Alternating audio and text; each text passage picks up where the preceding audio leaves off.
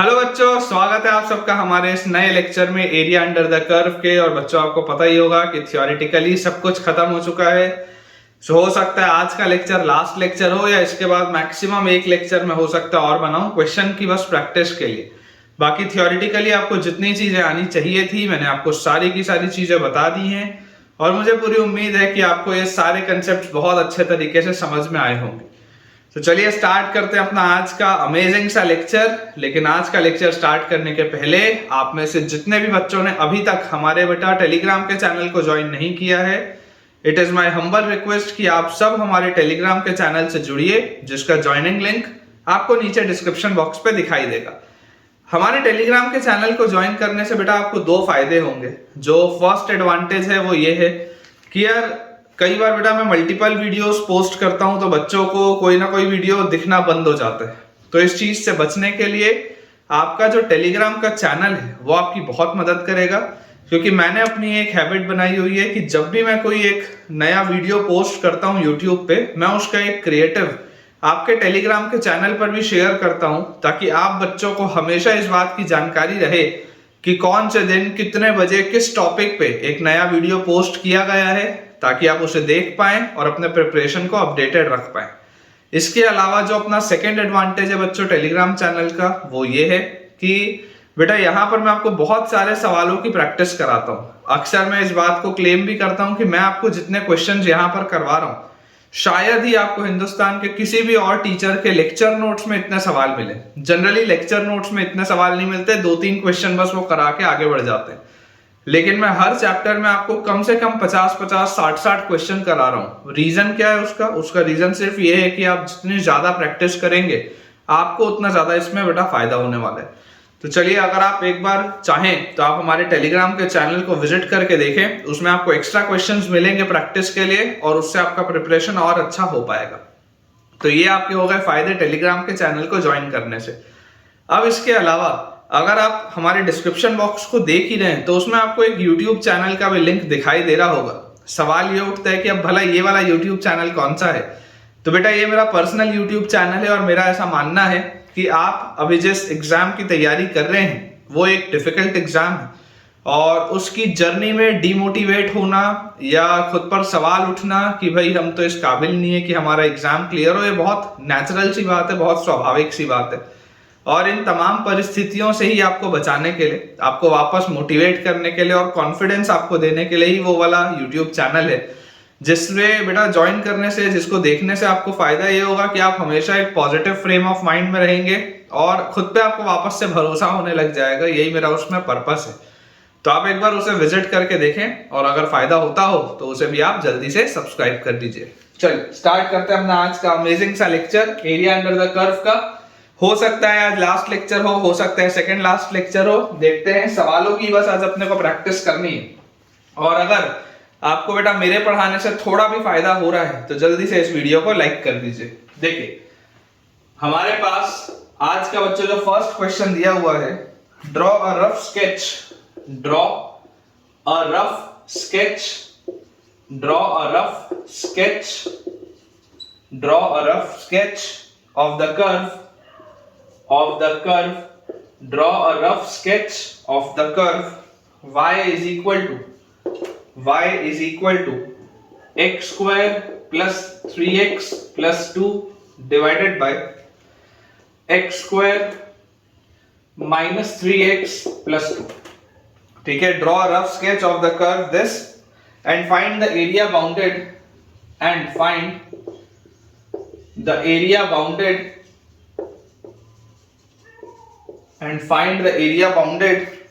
by the curve and the x-axis, by the curve and the x-axis, area bounded by the curve and the x-axis। ये अपने पास बच्चों सवाल दिए। ठीक है, ये आज का पहला सवाल है। अब देखिए, अगर आपको एक रफ इसका ग्राफ बनाना है तो पूरा का पूरा इसका single order derivative, double order derivative करके जरूरत नहीं है। आप एक रफ स्केच भी बना सकते हैं। कैसे बना सकते हैं आप अप्रोच मेरा देखिएगा। सबसे पहले मैं एक कर्व इक्वेशन आपके लिए लिख लेता हूं। इक्वेशन दिया हुआ x square plus 3x plus 2 divided by x square minus 3x plus 2। ठीक है, ये अपने पास दिया हुआ इक्वेशन। अगर मैं इसको फैक्टराइज करूं तो मुझे दिखाई देता है x plus 1 into x plus 2 लिखा है, और नीचे अपने पास बच्चों x minus 1 into x minus 2 लिखा है। देख लो आप मल्टीप्लाई करके x square plus x plus 2x तो प्लस 3x प्लस 2, और यहाँ पे x square minus x minus 2x तो माइनस 3x प्लस 2। ठीक है, ये अपने पास दिया हुआ।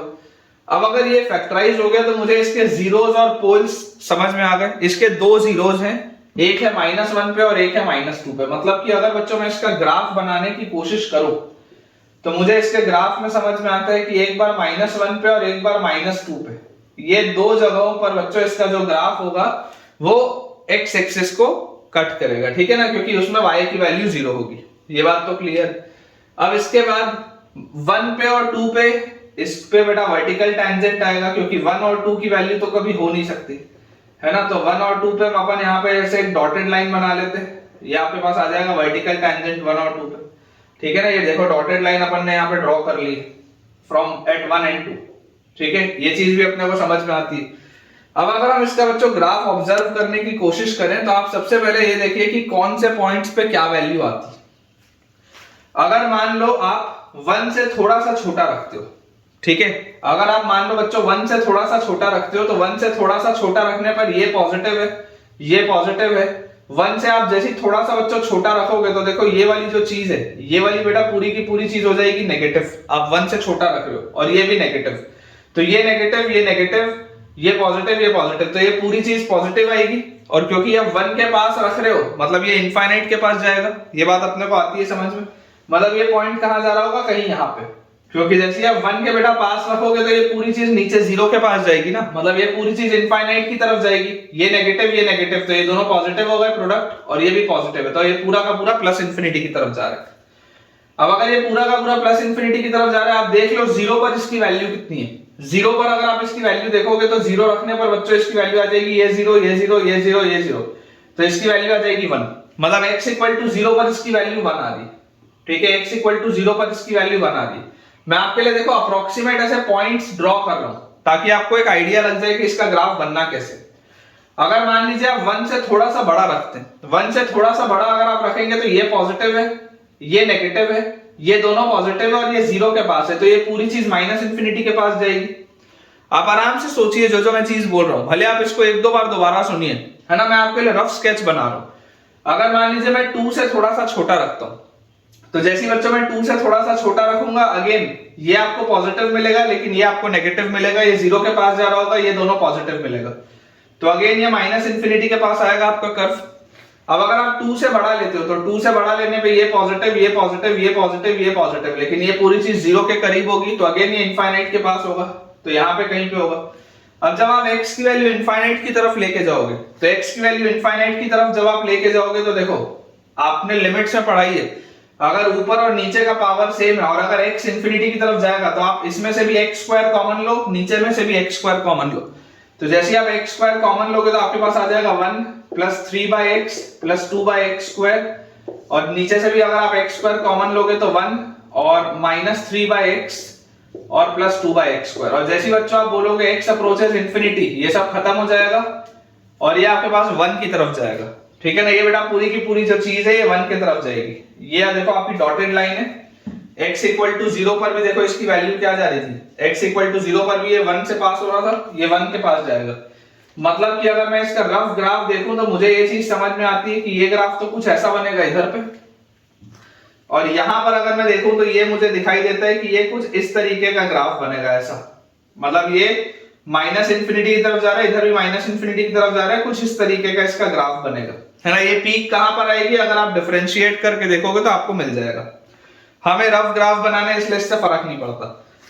यहां अगर बेटा इसको मैं माइनस इंफिनिटी की तरफ लेके जाऊं तो क्लियरली मुझे दिखाई देता है माइनस इंफिनिटी की अगर मैं तरफ लेके जाऊंगा तब भी ये जो पूरी की पूरी चीज है, ये पूरी की पूरी चीज किसकी तरफ जा रही होगी, माइनस इंफिनिटी की अगर मैं इसको तरफ लेके जाऊंगा तब भी ये पूरी की पूरी चीज 1 की तरफ जा रही होगी। ठीक है ना, यहां भी देखो 1 की तरफ जा रहा है, यहां पर भी ये 1 की तरफ जा रहा होगा। मतलब इसका जो ग्राफ बनना चाहिए वो अप्रोक्सीमेटली कुछ इस पैटर्न का बनना चाहिए। मैं अंदाजे से बेटा आपके लिए देखिए ग्राफ को स्केच कर रहा हूं, मैं ये अंदाजे से आपके लिए इस ग्राफ को स्केच कर रहा हूं, कुछ इस तरीके का आपके पास बनना चाहिए। ये दोनों पे इसकी वैल्यू 0 थी, यहां पर ये इंफिनिटी की तरफ जा रहा था, यहां पर इसकी वैल्यू 1 थी, तो ये बात तो समझ में आती थी, ये लाइन इससे जुड़ेगी और ये रूट्स थे तो ये इस तरीके से आएगा। और माइनस इंफिनिटी में इसकी वैल्यू 1 की तरफ जा रही है, तो ये इस पैटर्न का इसका कुछ ग्राफ बनेगा। This is the rough graph, ठीक है। एक्यूरेट मैं इसको नहीं बोलूंगा, अगर एक्यूरेट बनाना होता तो मैं इसको डिफरेंशिएट करके बढ़िया से बनाता तो उसका एक्यूरेट ग्राफ बनता। अब बोला जा रहा है find the area bounded by the curve and the x axis. ये वाला जो कर्व है और एक्स एक्सिस के बीच में क्या एरिया है, तो यार ये तो सिर्फ इतने से एरिया की बात हो रही है, मुझे सिर्फ ये वाला एरिया निकालना है। ये वाला बेटा जो कर्व है वो एक्स एक्सिस के साथ क्या एरिया बना रहा है, मतलब मुझे जो सॉल्व करना है that is integral y dx from -2 to -1। x का वेरिएशन कहां से कहां हो रहा है, -2 से -1 तक। अगर आप चाहे तो आप यहां पर एक वर्टिकल स्ट्रिप ले सकते हैं और आपको दिखाई दे रहा है कि क्योंकि ये पूरी चीज एक्स एक्सिस के नीचे है तो आप इसका मॉड लगा लीजिए एरिया निकालने के लिए। आप इसको ऐसा भी सॉल्व कर सकते हैं, कोई दिक्कत की बात नहीं। अब अगर बेटा ये चीज हमको समझ में आती है तो यार यहां से मुझे देखो ये चीज दिखाई देती है कि इसको मुझे थोड़ा सा इंटीग्रेट अगर करना है तो सिंप्लीफाई करना पड़ेगा। बेसिकली मुझे क्या इंटीग्रेट करना है मैं आपको बता दूं, modulus of from -2 to -1, y की जगह मैं लिखूंगा x² + 3x + 2 divided by x² - 3x + 2 dx। मुझे इसको सॉल्व करना है, ठीक है। ये सारी चीजें हमने डेफिनेट और इनडेफिनेट इंटीग्रेशन में बेटा पढ़ाई है, जो टेक्निक्स होती हैं। मुझे यहाँ पर दिखाई देता है कि देखो अगर मैं इसको थोड़ा सा सिंप्लीफाई करके लिखूं तो क्या इसको मैं ऐसा लिख सकता हूं, क्या area is equal to modulus of integral from -2 to -1। देखो अगर मैं इसको लिख लूं 1 प्लस, ध्यान से देखिएगा 6x बाय x² - 3x + 2। क्या इसको मैं ऐसा लिख सकता हूं? बेसिकली मैंने देखो क्या लिखा है, ये जो 3x था ना, इस 3x को मैंने लिखा है -3x + 6x, ऐसा मैंने इसको लिखा। तो अगर मैं इसको -3x + 6x लिखूंगा तो x² - 3x + 2 और x² - 3x + 2 कट जाएगा, 1 आ जाएगा, और यहाँ पे 6x अकेला बचेगा तो 6x बाय x² - 3x + 2 आ जाएगा। आप देख लो अगर आप एलसीएम लेके सॉल्व करोगे दोबारा सेम चीज आपको मिल जाएगी। और यहाँ पर लिखा हुआ है dx, आपको इसको सॉल्व करना है, ठीक है। तो ये 1 को तो सॉल्व करना बहुत आसान है। अब यहाँ पर बेटा जो पूरा का पूरा खेल है, अगर न्यूमरेटर का पावर कम है डिनोमिनेटर का पावर ज्यादा है, मतलब पार्शियल फ्रैक्शन लगेगा, ये भी आपको पता है। तो हम इसको ऐसा लिख लेते हैं कि देखो अपने पास ये लिखा हुआ है 6x लिखा है ना न्यूमरेटर में, और नीचे वाले को अगर मुझे फैक्टराइज करना हो तो नीचे वाले को बेटा देखो मैं फैक्टराइज करके क्या बोल सकता हूं, इसको आप फैक्टराइज करके यहां से लिख सकते हैं x - 1 × x - 2। देख लो x² - x - 2x - 3x और +2 आ जाएगा।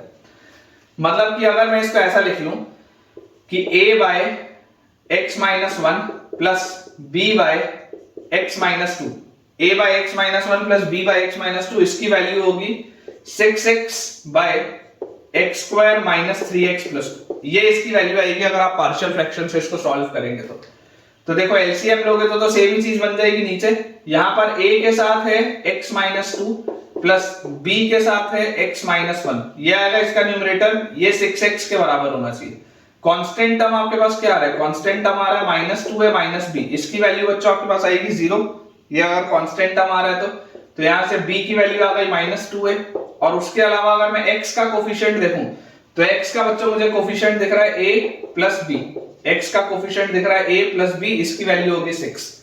तो अगर मैं b की वैल्यू -2 है यहां रख लूं तो -a की वैल्यू आ जाएगी 6, तो a की वैल्यू आ जाएगी -6, ठीक है। क्या देख लो आप, b की वैल्यू -2 है अगर मैं रखूंगा तो -a की वैल्यू 6, तो a की वैल्यू -6, इसको यहां अगर मैं रख दूंगा तो b की वैल्यू मेरे पास आ जाएगी 12।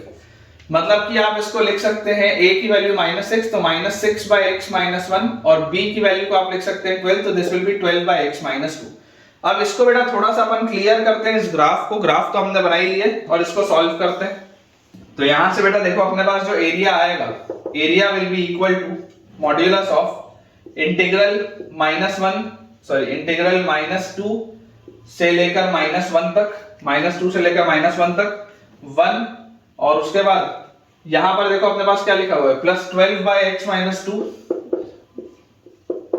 +12 बाय x - 2, और उसके बाद -6 बाय x - 1 -6 बाय x - 1। ये अपने पास देखो ये पूरी चीज लिखी हुई है, फैक्टराइज होके ये अपने पास आ गया, ठीक है, पार्शियल फ्रैक्शन से। इसको आपको बेटा इंटीग्रेट करना है। इसको अगर आपको इंटीग्रेट करना है तो आपके पास क्या आंसर आ जाएगा, जैसे ही आप इसको बच्चों इंटीग्रेट करेंगे आपके पास यहाँ पे फट से आ जाएगा कि 1 का इंटीग्रल तो होता है x, फिर 12 बाय x - 2 का होता है 12 ln x - 2, ये आ जाएगा अपने पास, और फिर -6 और 1/x-1 का ln x-1, और लिमिट्स हमारे पास है फ्रॉम -2 टू -1। जैसे हम -1 यहां पर रखेंगे तो -1 और प्लस 12 ln -1 बच्चों, जैसे आप देखो बेसिकली इसका मॉड होता है ना, बेसिकली इसका मॉड होता है। तो अगर आप यहाँ पर -1 रखते हो और ये पूरे का भी मॉड आपको लगाना है, पूरे का भी मॉड है। जैसे आप बच्चों -1 यहाँ पर रखते हो तो -1 -2 -3, तो ln ऑफ मॉड 3 आ जाएगा, तो 12 ln 3 हो जाएगा। फिर -6 -1 यहाँ रखोगे तो -1 और -1 -2 का मॉड, तो -6 ln 2, और इसमें से आपको सबट्रैक्ट क्या करना है, जैसे आप -2 रखोगे तो -2, और -2 बच्चों अब यहाँ पर जब रखोगे तो -2 रखते ही आ जाएगा प्लस 12 ln 4, और -2 अगर आप यहाँ पर रखोगे तो -6 ln 3। ये अपने पास आता है, इस पूरे का मॉड है, ये अपना आंसर आता है। इसको अगर हम थोड़ा सा और सिंप्लीफाई करें तो हमारे पास आ जाएगा -1 और प्लस 12 ln 3 -6 ln 2, और यहाँ पर आ जाएगा +2, और उसके बाद अपने पास आ जाएगा, यहाँ पर देखो ये 4 है ना, तो 4 को आप लिख लो 2 का स्क्वायर, और उस 2 को आप बाहर ले आओ तो ये वाला 12 आपके पास आ जाएगा 24, तो माइनस साइन अंदर जाएगा तो -24 ln 2, और ये माइनस इधर आएगा तो +6 ln 3, और ये इसका मॉड है। तो बेटा यहां से आपको दिखाई देता है कि ये लिखा बेसिकली क्या हुआ अपने पास, ये अपने पास लिखा हुआ है 2 - 1 is 1, और फिर 12 ln 3 plus 6 ln 3 is 18 ln 3, और -6 ln 2 और -24 ln 2 इज -30 ln 2। ये अपने पास दिया हुआ, ठीक है, ये अपने पास बेटा इसका आंसर आता है।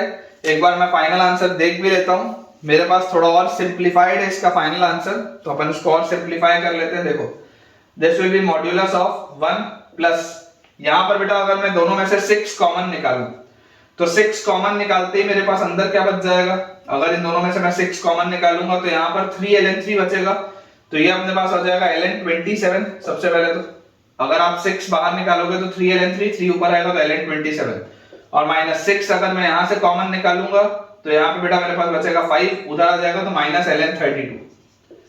ये अपने पास आती है चीज, ठीक है। तो इसको हम यहाँ से देखो क्या लिख सकते हैं, मैं बेसिकली जो फाइनल आंसर मेरे पास जिस फॉर्मेट में दिया हुआ है मैं उस फॉर्मेट में इसको लाने की कोशिश कर रहा हूं। तो ये अपने पास आ जाता है modulus of 1 plus 6 ln 27/32, ln 27/32, ये अपने पास आ जाता है। अब मुझे इसमें एक चीज पता है, मुझे इसमें देखो क्या चीज समझ में आती है, मुझे बेटा इसमें ये चीज समझ में आती है कि ये 27/32 जो लिखा हुआ है, ये 27/32 बच्चों जो लिखा हुआ है, ये जो पूरी की पूरी चीज है ये तो 1 से छोटी है। अगर ये 1 से छोटी है तो इसका मतलब जैसे आप उसमें लॉग लगाओगे तो उसका बेस 1 से बड़ा है, नंबर 1 से छोटा है, तो ये पूरा नेगेटिव आएगा, फिर वो 6 से और मल्टीप्लाई हो रहा है। तो इसको जब आप मॉड को ओपन करोगे ना तो इसका बेटा आंसर आपके पास आ जाएगा 6 टाइम्स ln 32/27, 6 टाइम्स ln 32/27 -1, ठीक है, ये अपने पास आंसर आ जाएगा। जैसे आप मॉड ओपन करोगे बेसिकली ये जो पूरी चीज लिखी है वो नेगेटिव लिखी होगी, तो ये माइनस साइन के साथ ओपन होगा, और माइनस साइन के साथ अगर ये ओपन होगा तो जैसे आप इसमें माइनस साइन लगाओगे तो ये लॉग का नंबर बदल जाएगा, जो पहले 27/32 था 32/27 हो जाएगा, 6 वैसे का वैसे ही, और ये +1 जो था वो -1 हो जाएगा, ठीक है। तो फाइनल आंसर अपने पास आ चुका है 6 ln 32/27 -1, बिल्कुल सही, ठीक है बेटा, बिल्कुल अपन ने सही तरीके से इसको सॉल्व किया है। क्विकली इसको अपन क्लियर करते हैं, अगले सवाल की तरफ आगे बढ़ते हैं। नेक्स्ट बेटा अपने पास इसमें जो सवाल लिखा है, अगला क्वेश्चन आपके लिए नोट करता हूं, दिया है अपने पास find the area bounded by the curves, find the area bounded by the curves, find the area bounded by the curves y is equal to -x square plus 6x minus 5, y is equal to -x square plus 6x minus 5, y is equal to -x square plus 4x minus 3, and the straight line SL लिख देता हूं बेटा मैं, and the straight line y equal to 3x minus 15, y is equal to 3x minus 15। ये अपने पास बच्चों सवाल दिया हुआ, ठीक है। आपको बताना है कि एरिया क्या बाउंड हो रहा होगा। तो अगर हम बेटा ग्राफ इसका बनाना स्टार्ट करें, क्योंकि बिना ग्राफ के तो पता चलेगा नहीं, हमें एक चीज समझ में आती है कि यार ये और ये दोनों ही माउथ ओपनिंग डाउनवर्ड्स पैराबोला है, ठीक है। इसको अगर आप माइनस साइन कॉमन ले लो तो अंदर ये लिखा हुआ है x square minus 6x plus 5, ठीक है। ये लिखा हुआ है x square minus 6x plus 5। इसको हम बहुत आसानी से देखो क्या लिख सकते हैं, x minus 5 into x minus 1। देख लो x square minus 5x minus x, तो माइनस 6x और प्लस 5, ये लिखा है।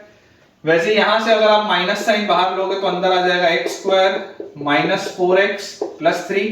इसको आप बेटा फैक्टराइज करके क्या लिख सकते हैं, minus times of x minus 3 into x minus 1, तो x square minus 3x minus x minus 4x plus 3, बिल्कुल सही, ठीक है। दोनों में एक कॉमन फैक्टर है x इक्वल टू 1 का, ये बात अपने को समझ में आती है।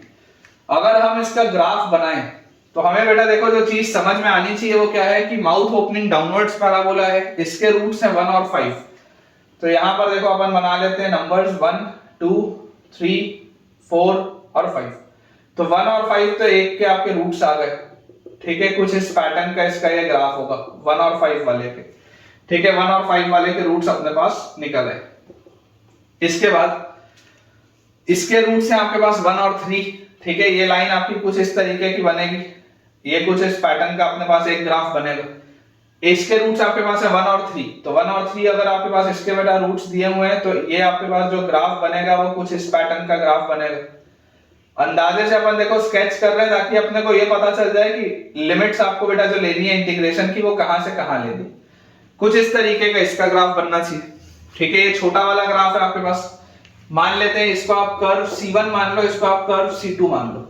तो ये आपके पास है कर्व C2 और ये आपके पास है कर्व C1, है ना। वर्टेक्स भी जो होता है उनके मिडिल में होता है, तो आपको दिखाई दे रहा होगा कि ये जो 3 वाला पॉइंट है ये इसका वर्टेक्स होगा और ये बच्चों जो 2 वाला पॉइंट है ये इसका वर्टेक्स होगा।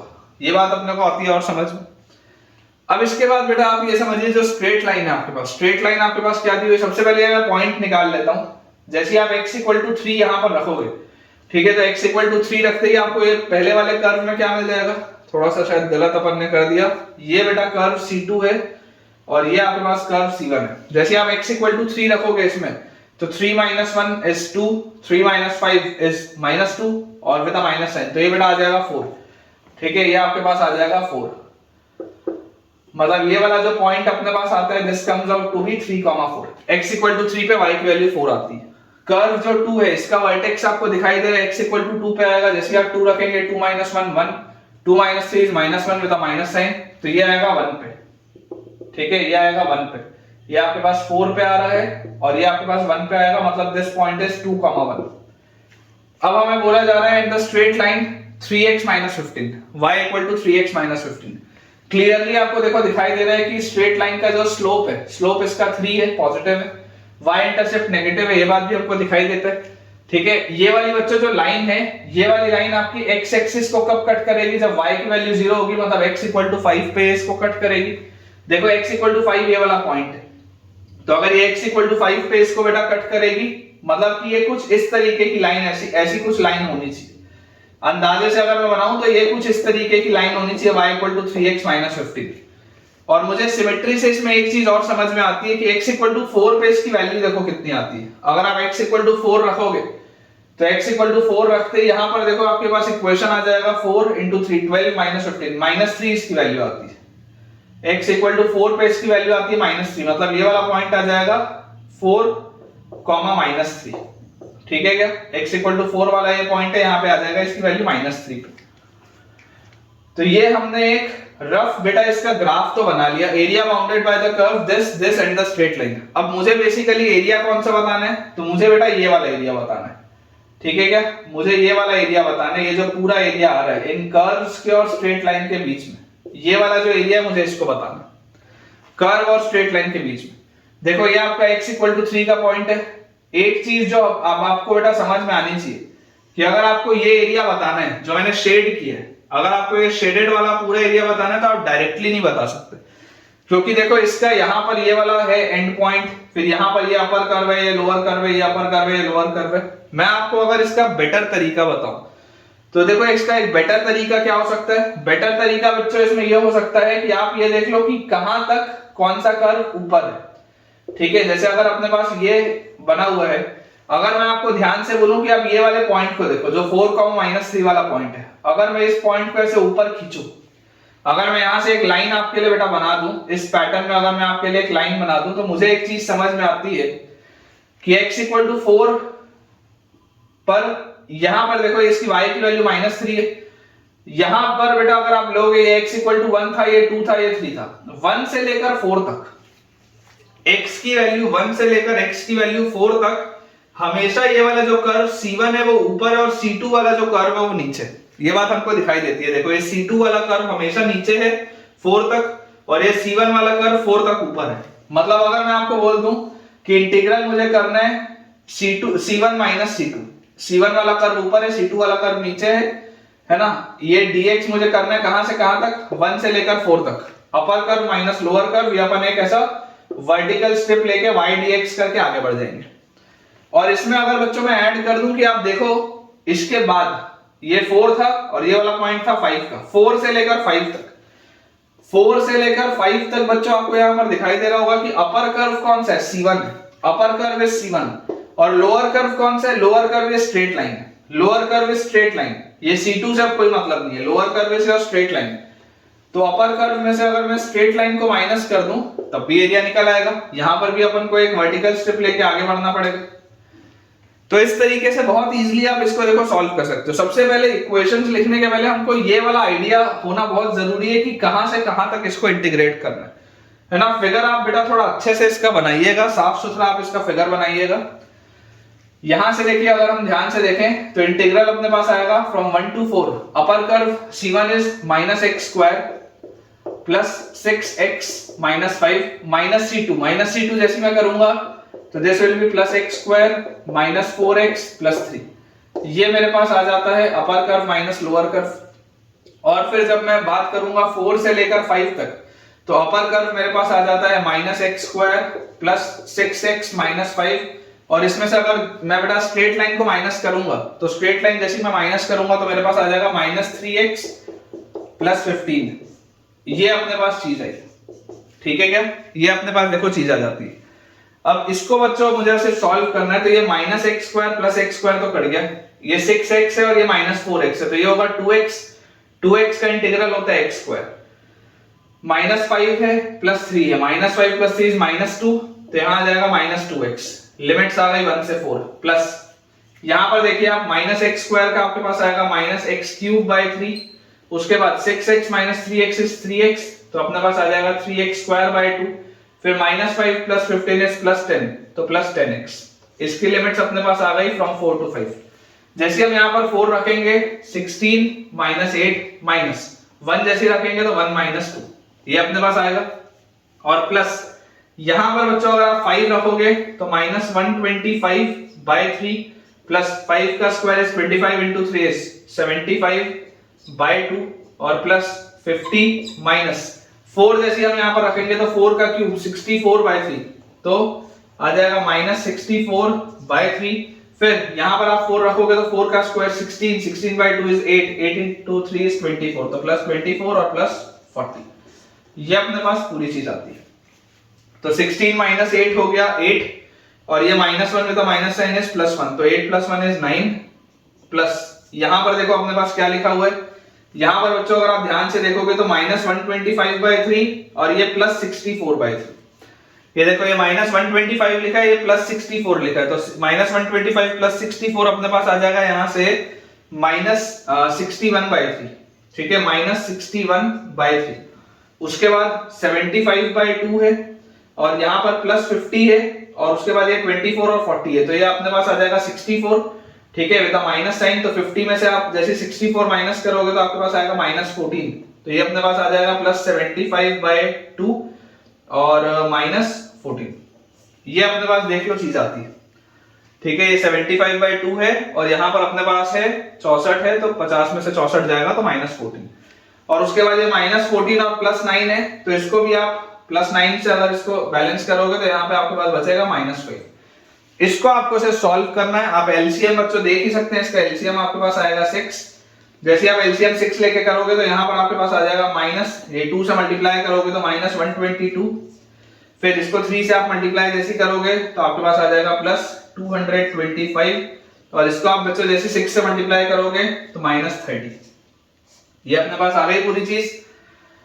तो 225 में से जैसे बच्चों 122 कम होगा तो आपके पास क्या बचेगा 103, है ना, 103, और उसमें से आपने 30 और माइनस कर दिया तो आपके पास बचेगा 73/6। ये इसका आंसर आना चाहिए यार।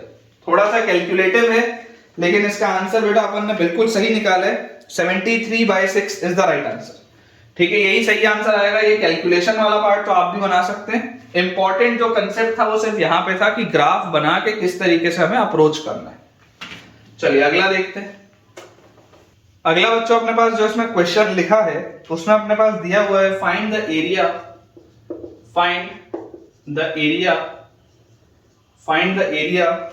of the region enclosed by find the area of the region enclosed by find the area of the region enclosed by the curves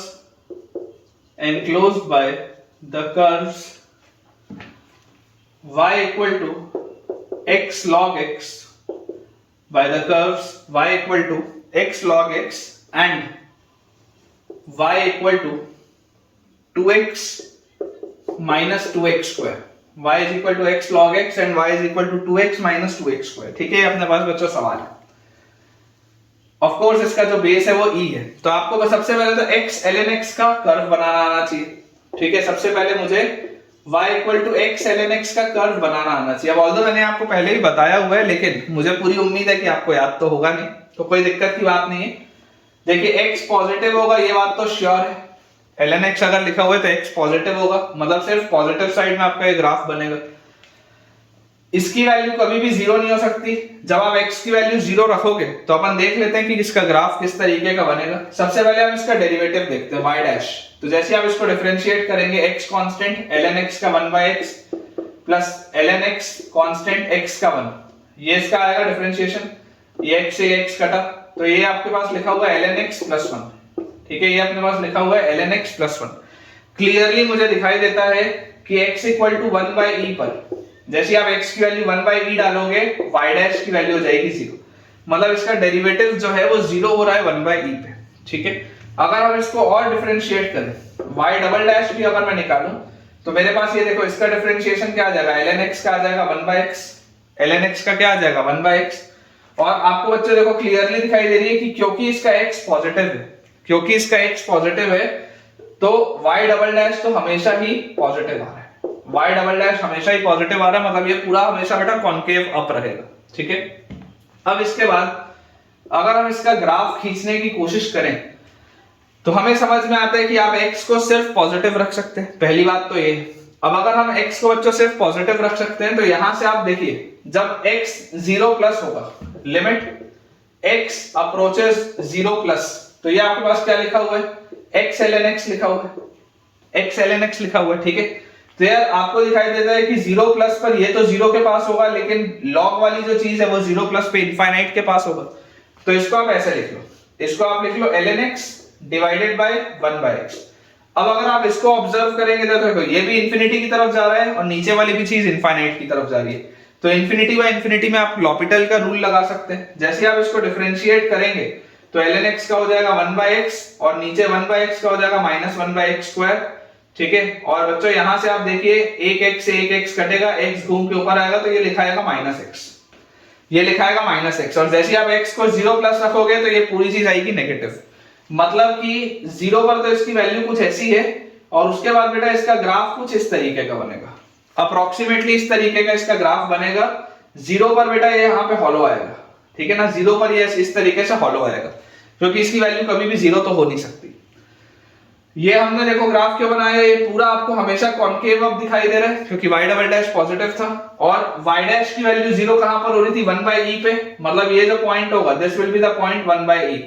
ठीक है, ये 1/e होगा 1/e पे, इसका देख लो डैश 0 आ रहा है।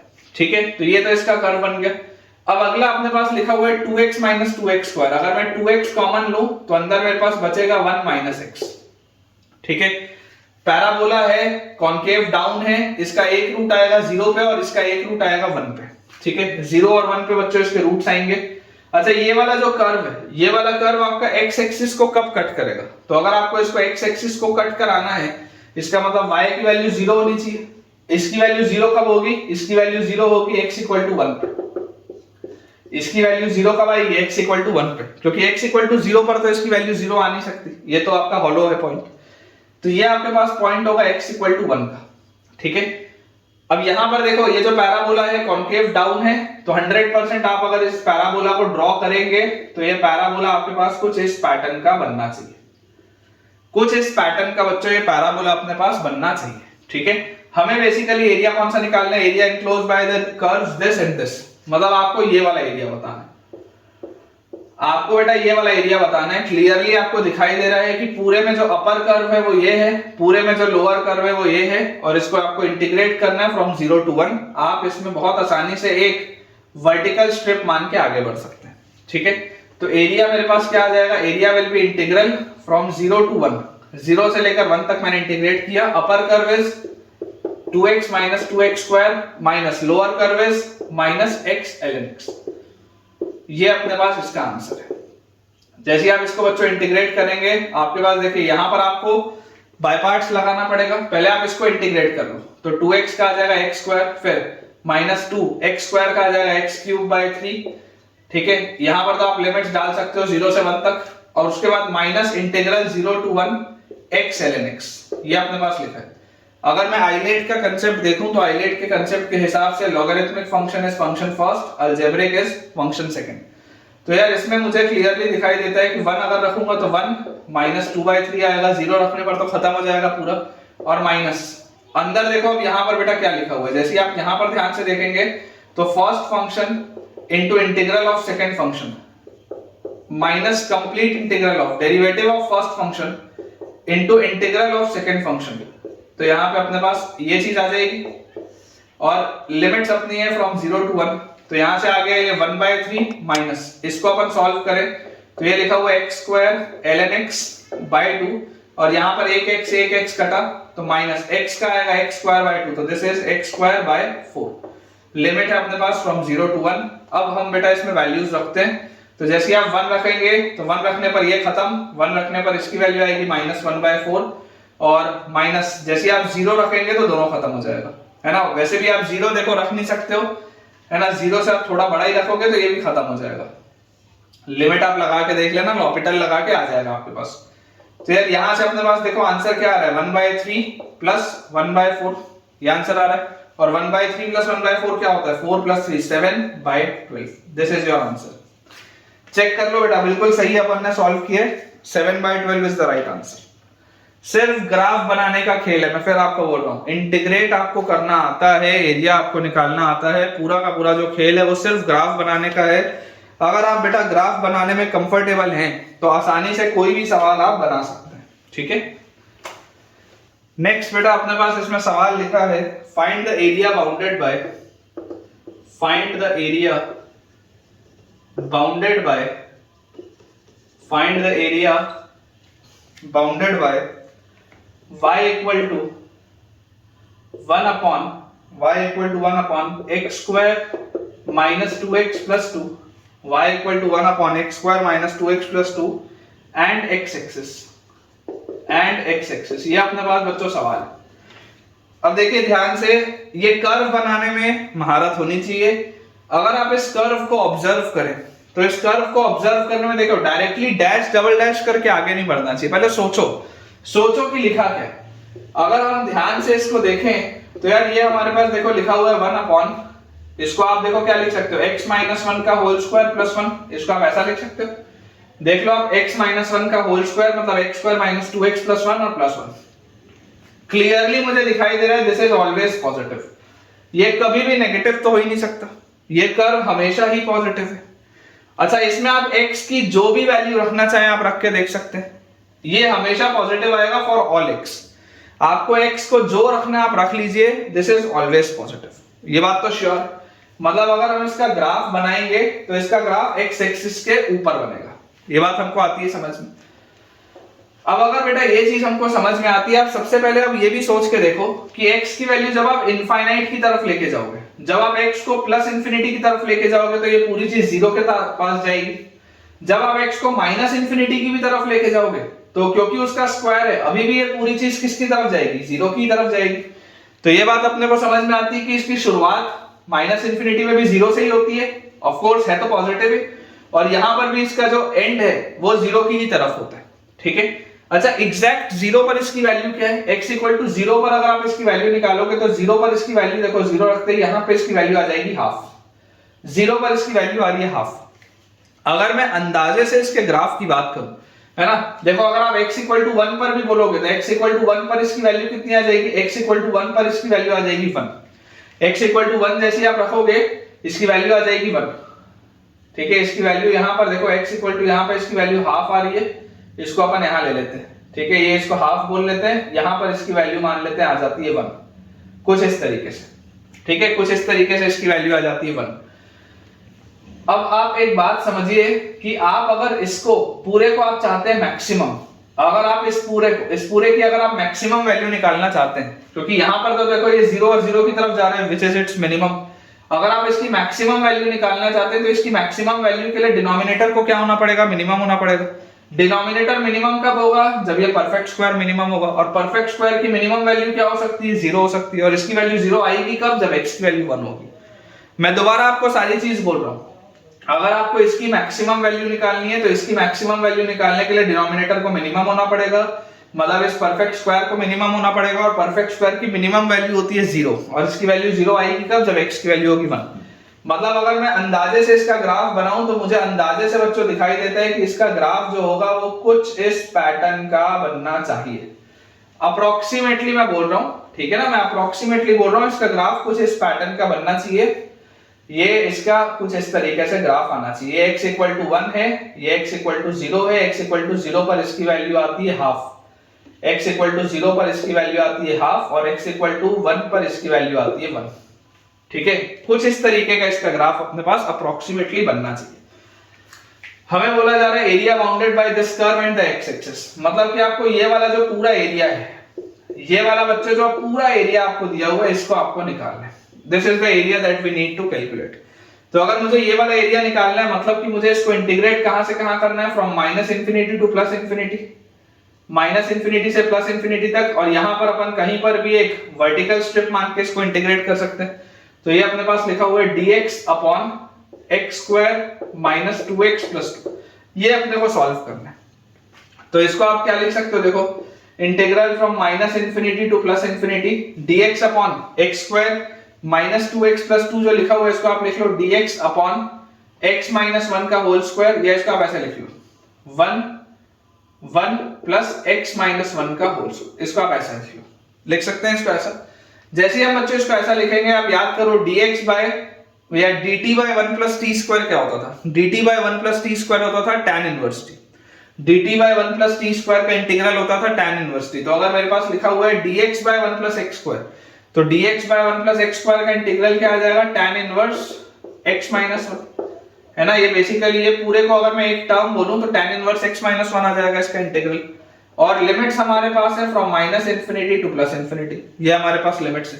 जैसे आप यहां पर इंफिनिटी रखेंगे ये आपके पास हो जाएगा tan इनवर्स इनफाइनाइट माइनस, जैसे आप माइनस इंफिनिटी रखेंगे tan इनवर्स आपके पास आ जाएगा माइनस इनफाइनाइट, कुछ ऐसी होगा।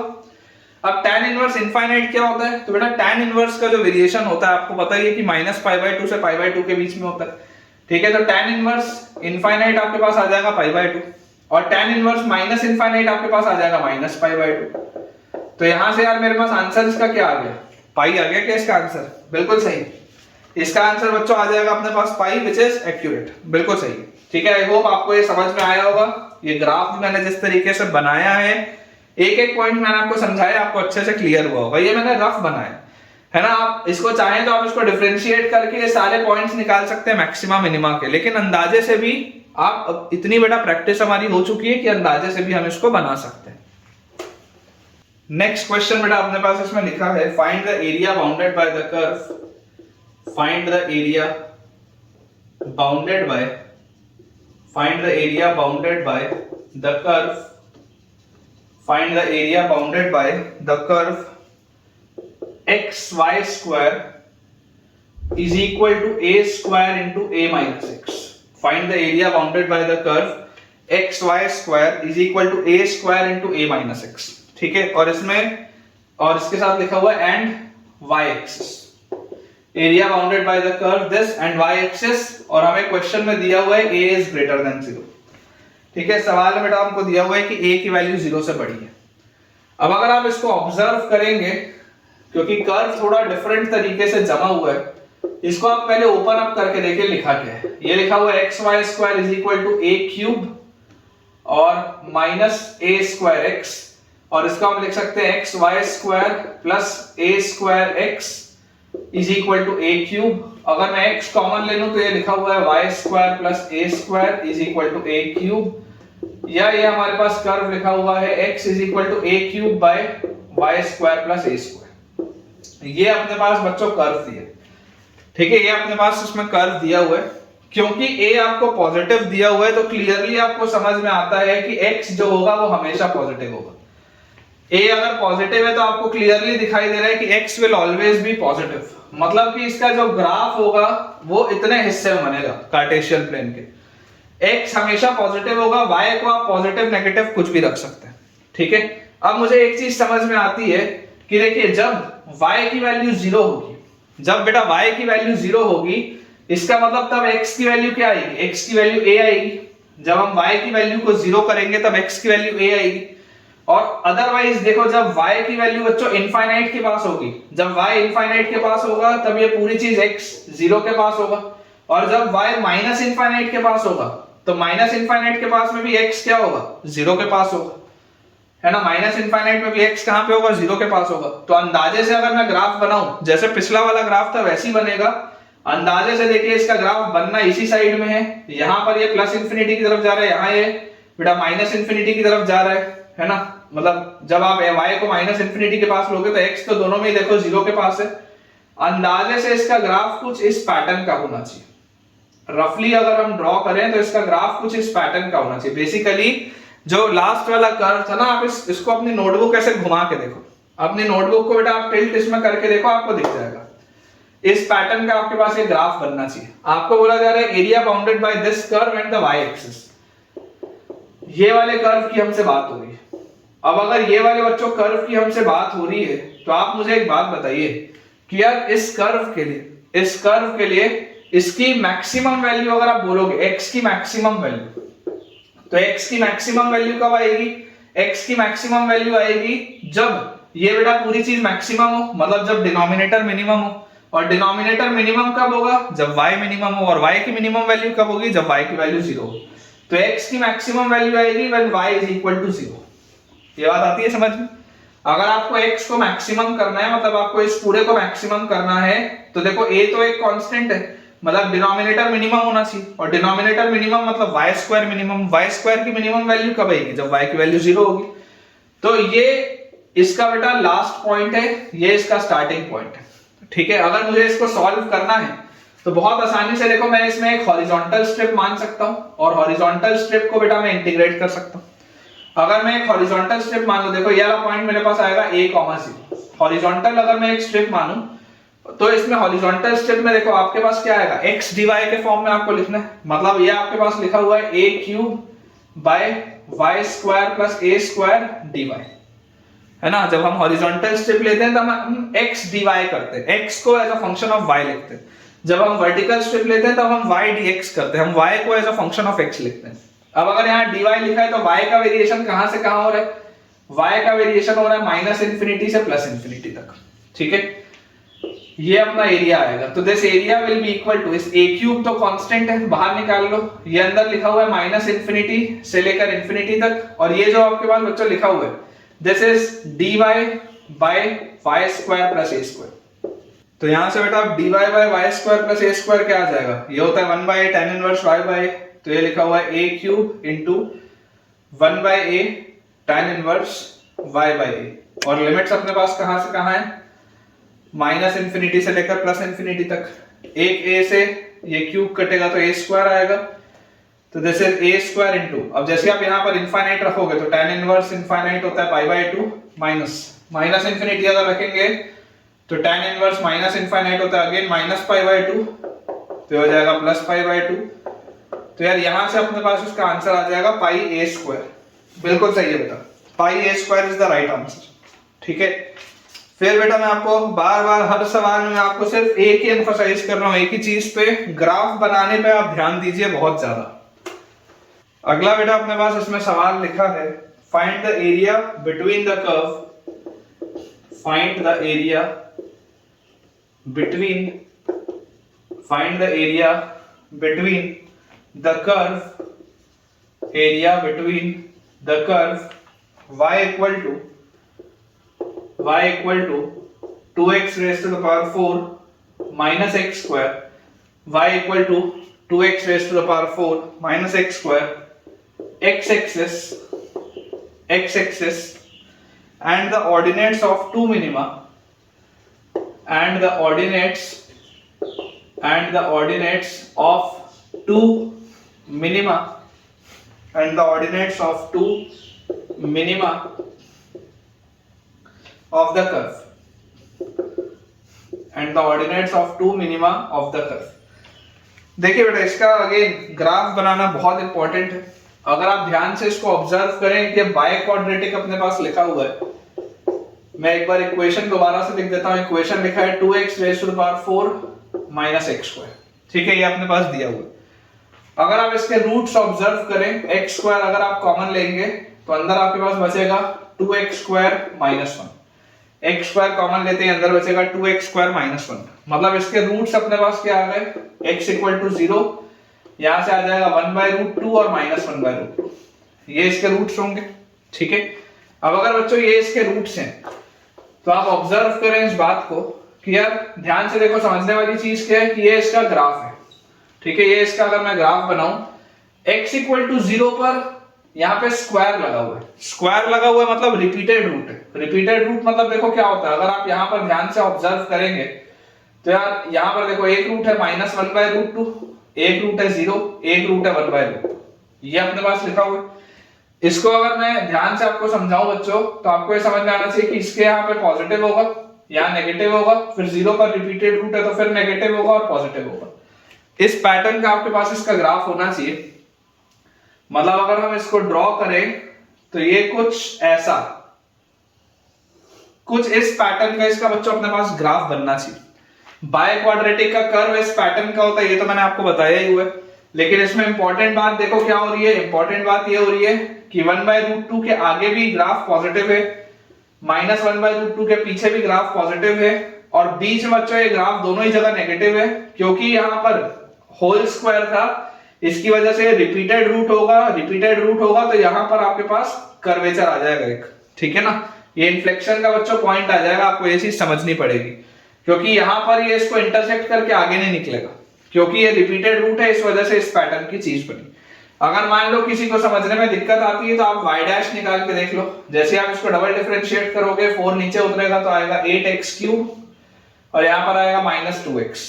इसमें से देखो अगर मैं 2x बाहर निकाल लूं तो अंदर मेरे पास बचेगा 4x² माइनस 1। ठीक है, तो क्लियरली मुझे दिखाई देता है कि इसके जो बेटा डेरिवेटिव कहां पर आ रहा है, 0, तो डेरिवेटिव 0 आएगा x इक्वल टू 0 पे, हाफ पे और माइनस हाफ पे। तो आप देख सकते हैं x इक्वल टू हाफ होगा point, this will be x equal to half, ये -1/√2 ये माइनस हाफ होगा, ये आपके पास आ जाएगा x इक्वल टू हाफ पे, और ये आपके पास आ जाएगा 1/√2। ठीक है, इस पैटर्न का ये ग्राफ अपने पास बन गया। बोला जा रहा है area between the curve x axis and the ordinates of the minima. ये मिनिमा जो है, इस पर ये जो ऑर्डिनेट जब आप डालेंगे, इस मिनिमा पे बच्चों जब आप ऑर्डिनेट्स डालेंगे, जो मिनिमा के पॉइंट्स हैं, इन मिनिमा के पॉइंट्स पे जब आप ऑर्डिनेट डालेंगे तो ये वाला जो एरिया है, ये वाला एरिया आपको निकालना है। तो यार मैं आपको बोलता हूं कि आप दोनों में से कोई भी एक एरिया निकालो और उसको डबल कर दो। मतलब कि अगर मुझे इसका एरिया निकालना है तो एरिया निकालने के लिए बच्चों मैं बोल सकता हूं मैं इसको डबल कर देता हूं, क्योंकि दोनों सेम ही होगा, सिमेट्रिक फिगर है। इसको मैं इंटीग्रेट कर देता हूं 0 से लेकर हाफ तक, 0 से लेकर हाफ तक इसको मैं इंटीग्रेट कर देता हूं, और मेरे पास बच्चों देखो जो कर्व है वो कर्व कौन सा है? कर्व है 2x raise to the power 4 minus x square dx। ठीक है, ये अपने पास कर्व है और ज्यादा बेटर है कि आप यहाँ पर मॉड लगा लो, क्योंकि ये जो कर्व है ये एक्स एक्सिस के नीचे, या अगर आपको अपर कर्व माइनस लोअर कर्व करके करना हो तो अपर कर्व माइनस लोअर कर्व करके करने के लिए ये एक्स एक्सिस है, इसको आप y इक्वल टू 0 भी बोल सकते हो, तो 0 माइनस ये करोगे तब भी आंसर आ जाएगा, तब भी कोई दिक्कत नहीं। ठीक है, 2x माइनस 2x की पावर 4 माइनस एक्स स्क्वायर और यहाँ पे आ गया dx। इसके रिस्पेक्ट में आप इसको इंटीग्रेट कर दो 0 से लेकर हाफ तक। जैसे आप इसको सॉल्व करोगे तो यहाँ से बच्चों देखो अपने पास आ जाएगा 2 into x raised to the power 5 by 5 minus x cube by 3। यहाँ पर 2 है ही आगे, ये मॉड्यूलस लगा ही हुआ है और लिमिट मेरे पास है फ्रॉम 0 to हाफ। जैसे बच्चों मैं इस पे हाफ रखूंगा तो मेरे पास आ जाएगा ट्वाइस ऑफ, हाफ रखते ही देखो क्या आ जाएगा 2 into 1 by 5 और 2 की पावर 5 मतलब ये अपने पास आ जाएगा हाफ रखते ही यहाँ पे 32, ये अपने पास आ गया, और माइनस हाफ यहां पर रखेंगे तो 1 by 24 ये अपने पास आएगा, 0 रखते ही खत्म हो जाएगा। तो यार यहां से ये 2 और 32 कटेगा तो 16 मतलब अपने पास आ गया, इसका मॉड्यूलस तो लगा ही, तो यहां से बच्चों अपने पास आ जाएगा ट्वाइस ऑफ मॉड्यूलस ऑफ 16 5 से 80, तो 1 by 80 और माइनस 1 by 24। ठीक है क्या, ये अपने पास आ जाता है। अब 80 और 24 बच्चों अपने पास आ रहा है, इसका एलसीएम अपने पास देखो कितना आ जाएगा। अगर मैं इसका एलसीएम ध्यान से देखूं तो मुझे यहाँ पर दिखाई देता है कि 240 अगर मैं इसका एलसीएम बोलता हूँ, अगर बेटा इसका मैं एलसीएम 240 बोलता हूँ तो यार मुझे यहाँ पे एक चीज समझ में आती है कि 80 into 3 होता है 240, तो यहाँ पे ऊपर आएगा 3, और 24 into 10 होता है तो यहाँ पर आपके पास आ जाएगा -10, और इसका ये मॉड है और उसके साथ यहाँ पे 2 भी लगा हुआ है। इस 2 से इस 240 को अगर मैं कट कर दूं तो 120 आएगा, और यहाँ पर अपने पास है 3 - 10 मतलब इसका -7 और उसका मॉड तो 7, तो 7 by 120 आता है यार इसका आंसर। चेक कर लो बेटा, 7 by 120 आता है, बिल्कुल सही आंसर। अपन ने जो इसको कैलकुलेट किया है वो बिल्कुल करेक्ट तरीके से इसको अपन ने निकाला है। एंड अगेन दोबारा मैं आपको बोलूंगा इस सवाल पे ग्राफ स्ट्रॉन्ग होना चाहिए तो कोई भी सवाल आप बना पाएंगे। नेक्स्ट अपने पास बच्चों इसमें क्वेश्चन लिखा है, find the area bounded by the curve, find the area bounded by the curve, find the area bounded by the curve a square y is equal to x square into x plus a square y is equal to x square into x plus a and the x-axis by the curve this and the x-axis, और बोला अपने को जा रहा है where a is greater than 0। ठीक है, ये अपने पास बेटा सवाल, आपको बताना है इस कर्व का x-axis के साथ क्या एरिया होता है। क्लियरली तो मुझे एक चीज इसमें समझ में आती है वो ये है कि एक क्यूबिक दिया हुआ है, a तो कोई कांस्टेंट है, a तो बेटा कोई भी एक कांस्टेंट है, बाकी ये तो एक आपको क्यूबिक दिया हुआ है। तो अगर ये मेरे पास एक क्यूबिक इक्वेशन लिखा हुआ है तो इस क्यूबिक इक्वेशन को देखो आप किसको कैसे लिख सकते हो, y is equal to 1 by a square into x square times x plus a। आप इसको ऐसा लिख सकते हैं, a तो कोई कांस्टेंट है उससे कोई फर्क नहीं पड़ रहा। तो यार यहां से मुझे एक चीज समझ में आती है कि क्योंकि a पॉजिटिव होगा तो इसका अगर मुझे ग्राफ बनाना है तो देखो एक इसका रूट आएगा 0 पे और एक इसका रूट आएगा -a पे। इसके बच्चों दो रूट्स आपको दिखाई दे रहे हैं 0 पर और -a पर। अब अगर 0 पर और -a पर आपके पास इसके रूट्स आ रहे हैं मतलब इसका जो ग्राफ होना चाहिए, और देख लो आप x का कोफिशिएंट पॉजिटिव है, x क्यूब का जो कोफिशिएंट है लीडिंग कोफिशिएंट पॉजिटिव है, मतलब इसका जो ग्राफ मेरे हिसाब से बनना चाहिए वो कुछ ऐसा बनना चाहिए, कुछ इस पैटर्न का इसका बच्चों ग्राफ बनना चाहिए। ये होना चाहिए आपके पास -a और ये आपके पास होना चाहिए 0, क्योंकि 0 पर रिपीटेड रूट है इसलिए इसको इंटरसेक्ट करके नीचे नहीं आया, यहीं से ये मुड़ गया। ठीक है ना, 0 पर क्योंकि रिपीटेड रूट है तो यहीं से ये मुड़ गया। अगर मान लो इस चीज को भी समझने में किसी बच्चे को दिक्कत आ रही हो तो मैं बोलता हूं आप y डैश निकाल के देख लो। जैसे आप y डैश निकालोगे तो आपके पास आ जाएगा यहाँ से 1 by a स्क्वायर तो कांस्टेंट है उसको वैसे ही रहने देते हैं। ये आपके पास बेसिकली लिखा हुआ है x square into x is x cube, तो ये आ जाएगा 3x स्क्वायर, और x square into a is ax square, तो ये आ जाएगा 2ax। आप देख ही सकते हैं इसमें 1 by a स्क्वायर वैसा ही है, दोनों में से अगर मैं x कॉमन निकाल लूं तो अंदर बेटा मेरे पास यहां से आ जाएगा x बाहर निकालते ही 3x प्लस 2 है, तो x की वैल्यू -2a/3 एक आएगी यहाँ पे और एक आएगी x की वैल्यू 0 यहाँ पे। ठीक है, अब जैसी बेटा ये चीज हमने कर ली, ये हमारे पास जैसे इसका ग्राफ एक अप्रोक्सीमेट बन गया, तो हमको बताना है area between this graph and the x axis, मतलब हमको ये वाला बच्चों एरिया बताना है। अब अगर ये वाला हमको एरिया बताना है तो अगेन मैं आपको बोलूंगा कि आप एक वर्टिकल स्ट्रिप माने और सॉल्व कर ले। तो इसका एरिया आपके पास क्या आ जाएगा, area will be integral y dx, है ना। वेरिएशन कहां से कहां हो रहा है, तो वेरिएशन हो रहा है -a से लेकर 0 तक, और y की वैल्यू क्या है, तो y की वैल्यू अपने पास दी हुई है 1/a² इनटू ये अपने पास देखो क्या लिखा हुआ है x³ प्लस ax² dx। ठीक है, ये अपने पास इसका एरिया है। तो यहां से अपने पास 1/a² तो बाहर, x³ का अपने पास आ जाएगा x⁴/4 प्लस x² का आ जाएगा x³/3। लिमिट्स अपने पास आ जाएंगी फ्रॉम -a टू 0। जैसे ही आप इस पे 0 रखोगे खत्म हो जाएगा पूरा, 1/a² तो बाहर ही है, 0 रखते बेटा पूरा ये खत्म हो जाएगा, 0 आ जाएगा माइनस। जैसे आप -a रखेंगे तो -a⁴ मतलब a⁴/4 -a रखते ही, और -a जैसे आप यहां पर रखेंगे तो आपके पास आ जाएगा -a⁴/3। ठीक है, तो यार यहां से अपने पास देखो इसका एरिया क्या आ गया, 1/a² multiplied by this is a⁴/3 minus a⁴/4। तो अपने पास यहां से आ जाएगा a² से अगर मैं कट कर दूं तो ऊपर एक a² आएगा, तो a² इंटू 4 - 3 इज 1/12। a²/12 आता है इसका आंसर, बिल्कुल करेक्ट। अगेन बेटा बिल्कुल सही अपन ने सॉल्व किया, a²/12 is the right answer. Graph मैंने आपके लिए बनाई दी है जो कि सबसे काम की चीज है इस सवाल में। नेक्स्ट अपने पास बेटा इसमें जो सवाल लिखा है इंटरेस्टिंग क्वेश्चन है, स्टार लगा लेंगे, बच्चों को बनाने में प्रॉब्लम आता है जनरली ये सवाल। ठीक है, इसका ग्राफ ही नहीं बनता कई बार बच्चों से। लिखा हुआ है find the area of the loop of the curve, find the area of the loop, find the area of the loop of the curve, find the area of the loop of the curve ay² is equal to x² times a minus x, x² times a minus x दिया हुआ है a is greater than 0, ये अपने पास दिया हुआ है। ठीक है, अब देखिए अगर आपको बच्चों इसको सॉल्व करना है, इंटीग्रेट में भी बच्चे फंस जाते हैं, लेकिन सबसे पहले तो ग्राफ ही नहीं बनता इसका। अगर हम इसका ग्राफ ध्यान से ऑब्जर्व करें तो यार यहां से मुझे एक चीज समझ में आती है कि क्या इसको मैं ऐसा लिख सकता हूं क्या, y² is equal to x² times a minus x upon a। सबसे पहले तो हम इसको ऐसा लिख सकते हैं, ये लिखने में तो कोई भी दिक्कत नहीं है। अब अगर हमने ये इसको लिख लिया तो y की आपके पास क्या वैल्यू आ जाती है, y या तो होगा x times √ a minus x by a, या y की वैल्यू होगी -x times √ a minus x by a।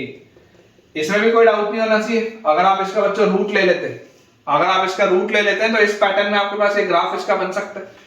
ठीक है ना, अगर आप इसमें बच्चों इस तरीके से रूट ले लेंगे तो इस तरीके से आप इसको ग्राफ को बना सकते हैं। इक्वेशन इस तरीके से आपके पास आ जाएगा y², तो यहाँ y is equal to x times √ a minus x by a और -x times √ a minus x by a। अब इसके ग्राफ को बनाने के लिए मैं आपको बोलता हूं कि आप सबसे पहले ये वाले हिस्से को ऑब्जर्व करो, आप सिर्फ इसको ऑब्जर्व करो। यहां पर अपन इसका ग्राफ बनाते हैं, ये लूप एक बनेगा, इसमें लूप बनेगा, वो इंपॉर्टेंट है। हमें यहां पर दिखाई दे रहा है कि y जो है अगर x पॉजिटिव होगा तो ये अंडर रूट तो हमेशा पॉजिटिव होता है, ध्यान से सुनिएगा आप सारी बातें, अंडर रूट हमेशा पॉजिटिव होता है। तो अगर y पॉजिटिव है, मतलब अगर x पॉजिटिव है तो y पॉजिटिव होगा, अगर x नेगेटिव है तो y नेगेटिव होगा, ये बात तो श्योर। अगर x पॉजिटिव है तो y पॉजिटिव होगा, और अगर x नेगेटिव है तो y नेगेटिव होगा, ये बात 100% श्योर है। अच्छा, उसके बाद ये जो x है इसका मैक्सिमम वेरिएशन कहां तक हो सकता है, x की वैल्यू 100% a से तो छोटी होगी, x की वैल्यू कभी भी a से बड़ी नहीं हो सकती, अदरवाइज ये पूरा नेगेटिव हो जाएगा। तो x हमेशा ही a से छोटा है, और आपको a एक पॉजिटिव नंबर बोल रहा था, तो मान लो यहां पर कोई a, 0 वाला कोऑर्डिनेट है, आपको बोल रहा था ना a पॉजिटिव है, और यहां पर आपको दिख रहा है कि x हमेशा a से तो छोटा ही होगा, अदरवाइज रूट के अंदर नेगेटिव आ जाएगा। तो मान लेते हैं ये आपके पास इस तरीके का a,0 एक पॉइंट। मुझे यहां पर दिख रहा है कि अगर x पॉजिटिव होगा तो y आपको पॉजिटिव मिलना चाहिए, अगर x पॉजिटिव होगा तो y पॉजिटिव मिलना चाहिए, और अगर आपके पास बच्चों इसमें x नेगेटिव होगा तो x नेगेटिव के केस में आपको y नेगेटिव मिलना चाहिए। अगर मैं अंदाजे से बेटा इसका ग्राफ स्केच करने की कोशिश करूं, मैं कुछ पॉइंट्स को प्लॉट करता हूं, ठीक है, क्योंकि अगर हम इसको ढंग से पूरा सॉल्व करेंगे ना तो बहुत प्रॉब्लम आएगी। तो मैं आपको कुछ पॉइंट्स को प्लॉट करके बताता हूं। आप इमेजिन करिए जब x की वैल्यू 0 होगी, जब x की वैल्यू 0 होगी तो y की वैल्यू क्या होगी, 0 होगी। मतलब ये वाला तो एक पॉइंट आ गया, ओरिजिन से तो पास हो रहा है, x की वैल्यू 0 पर y की वैल्यू आपको 0 मिल जाएगी। अच्छा, इसके बाद जब x की वैल्यू a होगी, तो x की वैल्यू अगर a होगी तब भी बेटा y की वैल्यू क्या होगी, x less than equal to a, आप लिख लो यहाँ पे। जब x की वैल्यू a होगी तब भी जो बेटा y होगा ये 0 आपको मिलेगा, मतलब इस पॉइंट से भी ये पास हो रहा है। और इसके बाद जब x नेगेटिव है, तो देखो जब x नेगेटिव है तो y नेगेटिव है, मतलब x जब नेगेटिव है, x जब नेगेटिव है तो y नेगेटिव है, मतलब आपका ग्राफ इधर है थर्ड क्वाड्रेंट में। जब x नेगेटिव है तो y नेगेटिव है, मतलब आपका ग्राफ है थर्ड क्वाड्रेंट पे। ये बात अपने को आती है समझ में। अच्छा, अगर आप x को माइनस इनफाइनाइट की तरफ लेके जाते हो, अगर आप x को बच्चों माइनस इनफाइनाइट की तरफ लेके जाते हो तो जरा सोच के देखो, क्या जो y है, क्या ये y भी पूरा का पूरा माइनस इनफाइनाइट की तरफ चला जाएगा क्या? अगर x माइनस इनफाइनाइट की तरफ जाएगा तो ये पूरी चीज इनफाइनाइट की तरफ, और x माइनस इनफाइनाइट तो ये पूरी चीज माइनस इनफाइनाइट की तरफ जाएगी। मतलब अगर x माइनस इनफाइनाइट की तरफ जा रहा है तो y भी कहां जा रहा है, y भी आपका माइनस इनफाइनाइट की तरफ जा रहा है। और उसके बाद यहां और यहां दोनों वाली इसकी वैल्यू क्या है, 0 है। और x की वैल्यू जब पॉजिटिव होती है तब y की वैल्यू भी पॉजिटिव होती है, मतलब x अगर पॉजिटिव होगा तो y भी पॉजिटिव होगा। तो 100% मैं बोल सकता हूं कि ये कुछ इस तरीके का ग्राफ होना चाहिए। मैं दोबारा समझाता हूं, ध्यान से सुनिए। 0 पर इसकी वैल्यू 0 है, a पर इसकी वैल्यू 0 है, तो ये दोनों पर तो आपका ग्राफ आएगा ही आएगा। जब x पॉजिटिव है तब y भी पॉजिटिव है, मतलब आपका ग्राफ पहले क्वाड्रेंट में होना चाहिए। जब x नेगेटिव है तब y भी नेगेटिव है, मतलब आपका ग्राफ तीसरे क्वाड्रेंट में भी होना चाहिए। दूसरे और चौथे में तो होगा नहीं, ये वाले के लिए। इसके अलावा मुझे दिख रहा है कि जब मैं x को माइनस इनफाइनाइट की तरफ लेके जाता हूं तब ये जो y है वो भी माइनस इनफाइनाइट की तरफ जाता है, इसलिए ऐसे लंबी मैंने एक लकीर बना ली। और यहां पर मुझे दिखाई देता है कि जब x पॉजिटिव है तब y भी पॉजिटिव है, मतलब मुझे ग्राफ इतने हिस्से में बनाना है। अब ये ऐसे इंक्रीज हो रहा है तो कहीं ना कहीं तो जाके डिक्रीज होगा ना, तभी तो वापस a,0 से भी ये पास होगा, क्योंकि इस पॉइंट और इस पॉइंट दोनों से ये पास होता है। तो ये इसका पॉसिबल मैंने एक रफ ग्राफ बनाया। सिमिलरली अगर मैं इसको ऑब्जर्व करूं तो इसको ऑब्जर्व करने में देखो मुझे क्या समझ में आता है। सबसे पहली बात तो x को a से छोटा होना पड़ेगा, a या उससे छोटा होना पड़ेगा, उसमें काम नहीं है और कुछ। अगर x पॉजिटिव है, अगर x पॉजिटिव है तो बच्चों y नेगेटिव हो जाएगा। यहां पर देख लो, क्योंकि अंडर रूट हमेशा पॉजिटिव होता है। अगर x पॉजिटिव है तो y नेगेटिव, और अगर x नेगेटिव है तो y पॉजिटिव। ठीक उसका उल्टा, ठीक इसका मिरर इमेज, मतलब कि अगर x पॉजिटिव है तो y आपको नेगेटिव मिलेगा, मतलब ये इस तरीके का ग्राफ होना चाहिए, कुछ इस पैटर्न का ग्राफ। और जब x आपको नेगेटिव है तब y आपको पॉजिटिव मिलना चाहिए, मतलब कुछ इस पैटर्न का ग्राफ। देख लो, अगर आप x को माइनस इंफिनिटी की तरफ लेके जाओगे, x को माइनस इंफिनिटी की तरफ लेके जाओगे तो y इस केस में इंफिनिटी की तरफ जाएगा, क्योंकि माइनस साइन। जब x माइनस इंफिनिटी की तरफ जाएगा तब y जो है वो प्लस इंफिनिटी की तरफ जाएगा।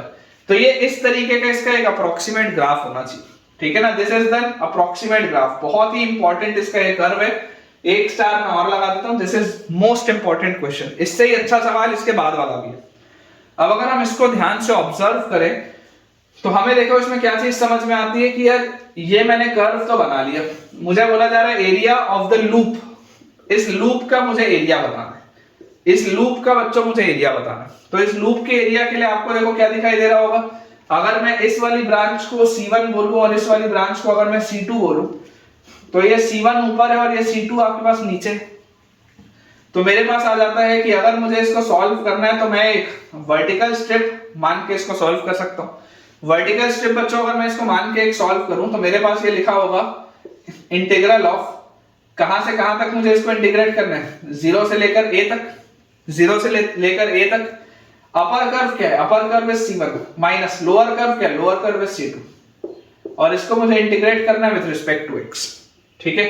मतलब मैं y dx के फॉर्म में लिखता हूं तो ये मेरे पास देखो क्या आ जाएगा, this will be integral 0 to a, curve C1 मेरे पास आ जाएगा x times under root of a minus x by a, और माइनस C2, तो माइनस C2 मतलब plus x times under root of a minus x by a, ये अपने पास लिखा हुआ है, ठीक है।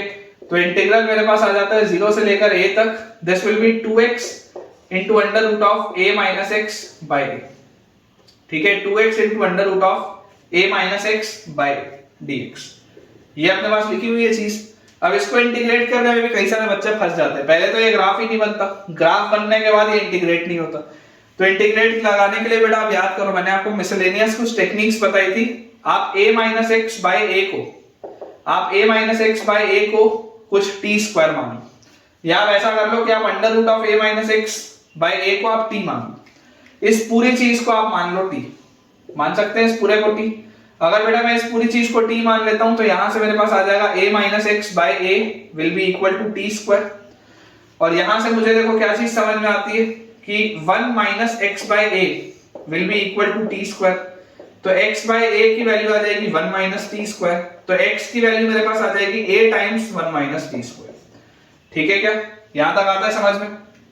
तो ये लिखा हुआ इंटीग्रल लिमिट्स अगर आप देखो, जैसे ही आप x को 0 रखोगे, x को 0 रखते ही a बाई ए t की वैल्यू आएगी 1, और अगर आप x को a रखोगे तो a माइनस ए t की वेरिएशन आएगी 0, और उसके बाद 2 इंटू ये अपने पास लिखा हुआ है x की वैल्यू क्या है, a into 1 minus t square, a into 1 minus t square, और फिर ये जो पूरा रूट वाला था इसको अपन ने माना था t, और उसके बाद लिखा हुआ है dx।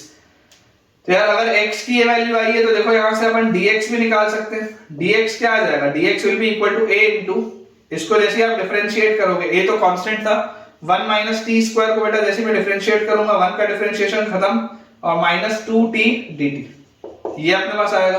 तो dx की जगह मैं लिख सकता हूं माइनस बाहर, और यहां पर आ जाएगा 2at dt, 2at dt, ठीक है।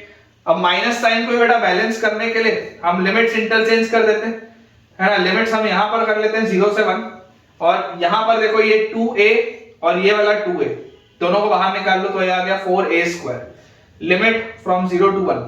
यहां पर देखो आपके पास t into T, T square, t into T is T square, तो ये t स्क्वायर इंटू 1, तो ये आएगा t स्क्वायर, फिर t square into T square, तो माइनस t की पावर 4 dt, ठीक है। ये अपने पास आ जाते हैं, और जैसे ही बच्चों ये चीज अपने पास आती है तो यहां से देखो फाइनल आंसर अपने पास आ जाएगा 4a square into T square का t cube by 3 minus t की पावर 4 का t की पावर 5 बाई 5, t की पावर 5 बाई 5, और वेरिएशन अपने पास है 0 से लेकर 1 तक। 0 रखने पर तो खत्म हो जाएगा, जैसे आप इस पे 1 रखोगे तो 4a square into 1 by 3 minus 1 by 5, यही आएगा।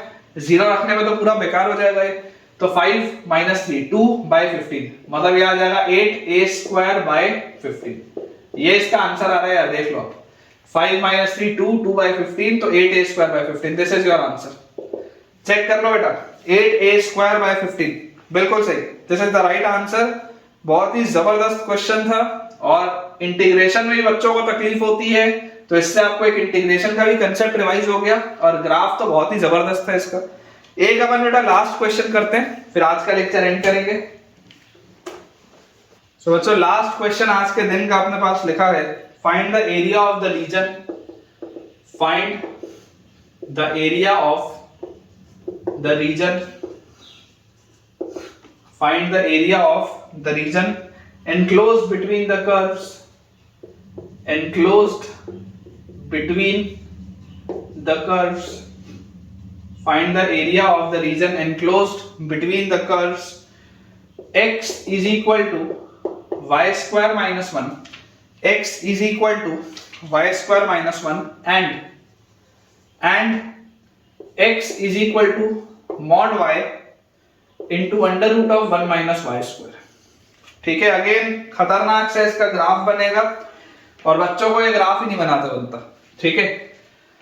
देखिए आप बच्चों ऑब्जर्व करने की कोशिश करिए, x is equal to y square minus 1 अगर आपको लिखा हुआ है, तो सबसे पहले अगर मुझे इसका ग्राफ बनाना हो तो मुझे देखो इसमें क्या चीज समझ में आती है कि वाई स्क्वायर को आप ऐसे भी लिख सकते हो, वाई स्क्वायर को आप x प्लस 1 लिख सकते हो, तो इसका मतलब x प्लस 1 हमेशा पॉजिटिव होगा, मतलब x हमेशा माइनस 1 से बड़ा होगा। तो x की वैल्यू माइनस 1 अगर यहां पर आती है तो x हमेशा ही माइनस 1 से तो बड़ा है। अब देखो जब x की वैल्यू -1 रखोगे तो y की वैल्यू 0 मिलेगी। x की वैल्यू जब आप -1 रखोगे तो आपको y की वैल्यू 0 मिलेगी, ये बात दिखाई देता है। और इसके अलावा बच्चों मुझे एक बात यहाँ पे समझ में आती है कि y को आप पॉजिटिव नेगेटिव कुछ भी रख सकते हो। x हमेशा -1 से बड़ा होगा, लेकिन y can be positive and negative both, क्योंकि ये पैराबोलिक कर्व है। आप सबको बेटा देखो कोनिक सेक्शन का बेसिक कंसेप्ट आता ही है, इस पैटर्न का ये कर्व बनेगा। देखो अगर ये आपके पास इस तरीके से होता y² = 4ax होता, तो आप y² = 4ax यहां से बनाते ना। तो अगर आपके पास लिखा हुआ है y² = x + 1, इसका मतलब क्या है कि इसका जो ओरिजिन है, ओरिजिन इसका शिफ्ट हो गया -1, 0 पे, या इसका जो वर्टेक्स है, इसका वर्टेक्स y² = 4ax में जो वर्टेक्स होता था वो ओरिजिन होता था 0, 0 पे, इसका वर्टेक्स शिफ्ट हो गया -1, 0 पे। आपको दिखाई दे रहा है, देख लो इसका वर्टेक्स -1, 0 पे शिफ्ट हो गया। तो ये तो अपन ने इसका ग्राफ बना लिया। अब इसके बाद अगर बेटा मुझे बनाना हो इसका ग्राफ, है ना, सबसे पहले मैं ये वाले पॉइंट्स देख लेता हूं। देखो इसमें x की वैल्यू जब 0 होगी, तो x की वैल्यू 0 होगी तो y² की वैल्यू 1, मतलब y की वैल्यू आएगी 1 और -1। तो ये अपने पास इसके दो पॉइंट्स आएंगे। अब अगर मुझे इसका ग्राफ देखना है तो यार मुझे क्लियरली दिखाई दे रहा है कि x तो हमेशा पॉजिटिव है।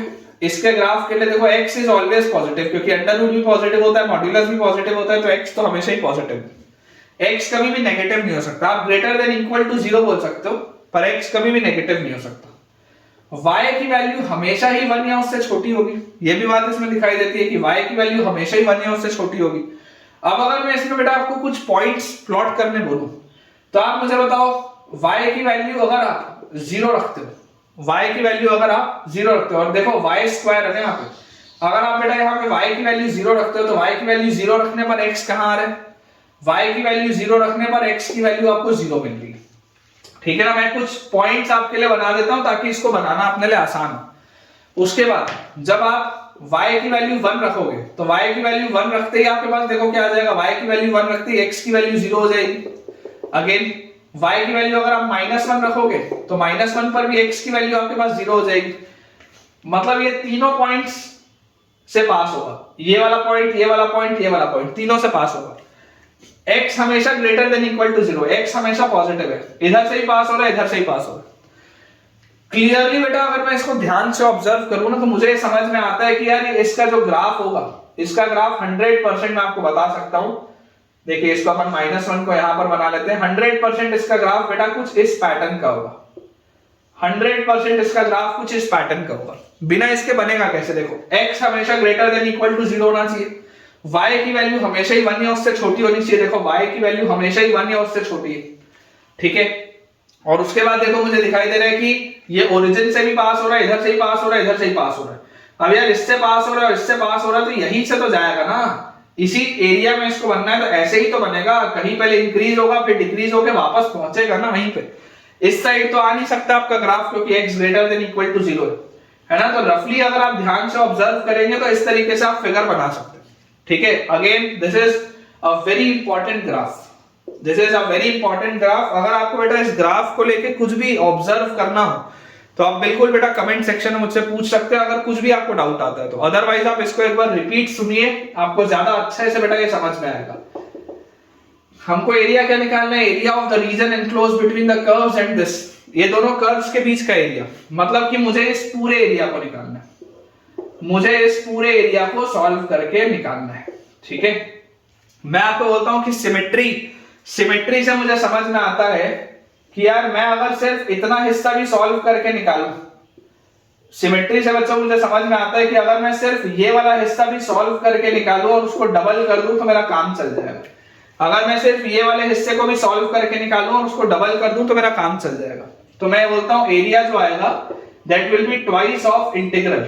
अब ऊपर वाले को बस मैं निकाल रहा हूं, सिर्फ मैं ऊपर वाले को निकाल रहा हूं, ठीक है। अब यहां पर देखो ये x के टर्म्स में लिखा हुआ है, मतलब मुझे इसको इंटीग्रेट जब करना होगा तो हॉरिजॉन्टल स्ट्रिप लेके इंटीग्रेट करना होगा। हॉरिजॉन्टल जब मैं स्ट्रिप लेके इसको इंटीग्रेट करूंगा तो मेरे लिए आसान पड़ेगा इसका इंटीग्रेशन, ठीक है। ये आपके पास है, मान लेते हैं कर्व 2, ये आपके पास है curve 1, this is your curve 1, this is your curve 2। तो यार यहां पर देखो मुझे दिखाई देता है अपर कर्व क्या है? अपर कर्व है C2, और इसमें y क्योंकि पॉजिटिव है, ये वाले हिस्से में देखो y क्योंकि पॉजिटिव है तो मॉड्यूलस लगाने की जरूरत नहीं, तो this will be y into under root of 1 minus y square, y into under root of 1 minus y square, क्योंकि ऑलरेडी इसके लिए y पॉजिटिव है तो मॉड y की वैल्यू y ही आएगी। तो curve 2 minus curve 1, lower curve मेरे पास क्या है, lower curve is minus y square minus 1, ये अपने पास दिया हुआ है, मैंने इंटीग्रेट करना है विद रिस्पेक्ट टू y, और y का वेरिएशन जो बच्चों आ रहा है वो आ रहा है 0 से लेकर 1 तक। y का वेरिएशन अपने पास आ रहा है 0 से लेकर 1 तक, अपर कर्व माइनस लोअर कर्व कर दिया, पूरे को 2 से मल्टीप्लाई कर दिया ताकि नीचे वाला भी मेरे पास निकल आए। तो यहां से बेटा देखो एरिया अपने पास आ जाएगा twice of integral 0 to 1। Basically देखो ये वाला एरिया प्लस ये वाला एरिया है ना, आप अगर चाहो तो आपको अगर मान लो upper curve minus lower curve ना भी करना हो, हॉरिजॉन्टल वाले में अगर मान लो आपको कंफ्यूजन भी आता हो तो आप तो सिंपली इसको ऐसा समझ लो कि यार ये आपने ट्वाइस किया है क्योंकि ये हिस्सा और ये हिस्से का एरिया सेम है। अब इसको जब आप सॉल्व कर रहे हो तो देखो इंटीग्रल 0 to 1 जो आप निकालोगे, 0 to 1 में जो कर्व C2 है, ये कर्व C2 का एरिया आपके पास निकलेगा, ठीक है। तो आप ऐसा इसको कर लो, या तो कि आप इसमें इसका भी मॉड लगा लो 0 to 1 में, और प्लस इंटीग्रल 0 to 1 में ये जो y स्क्वायर माइनस 1 वाली ब्रांच है 0 to 1, अगर आप इसको इंटीग्रेट करोगे आप इसका भी मॉड लगा लो, एक ही बात है, एरिया को फर्क नहीं पड़ेगा। बेसिकली यहां से यहां तक का जो एरिया ये वाले कर्व का आ रहा है इसके साथ, ये y एक्सिस के साथ, और यहां से यहां वाला जो एरिया आ रहा है इसका y एक्सिस के साथ, ये आप निकाल रहे हो। तो यार यहां से देखो अपने पास क्या चीज आ जाती है कि इसको अपन लिख लेते हैं, ये 2 को तो मैं यहां नीचे ले आता हूं, इसको a/2 लिख लेता हूं, फिर डायरेक्टली एक बार में सॉल्व कर लूंगा। अगर मैं इस 1 माइनस वाई स्क्वायर को बच्चों t बोल दूं, इसको इंटीग्रेट करने के लिए अगर मैं 1 माइनस वाई स्क्वायर को t बोल दूं, तो यहां से मेरे पास आ जाएगा 1 माइनस वाई स्क्वायर को t स्क्वायर, तो यहां से मेरे पास आ जाएगा minus 2y dy is equal to 2t dt। तो बच्चों यहां से y dy की वैल्यू आ जाएगी t dt with a minus sign, ठीक है।